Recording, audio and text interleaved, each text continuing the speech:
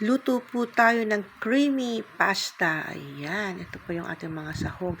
Yung ating pre-cooked noodles at yung ating ham and bacon. Yung ating sibuyas at yung ating bawang at yung ating pinagpakuluan ng pasta at yung ating cream cheese. At meron din tayong ditong cheddar cheese. Ayan, yung ating pre-boiled pasta.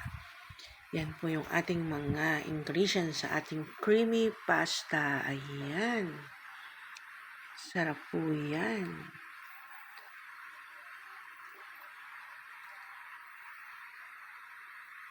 At tara na po, lutuin natin. Naglagay po tayo ng olive oil sa ating pan.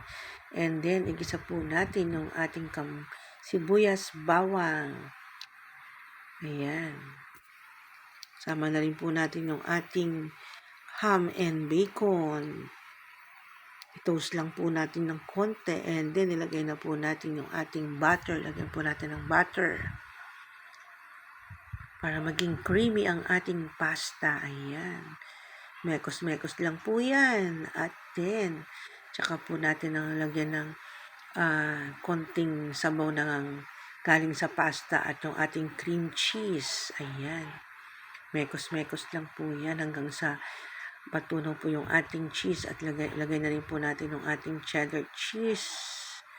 Ayan. Halu-haluin lang po natin. At pag okay na po, nahalo na lahat, lagay na po natin yung ating pasta. Ayan yung ating pasta na pre-boiled. Mekos-mekos ulit.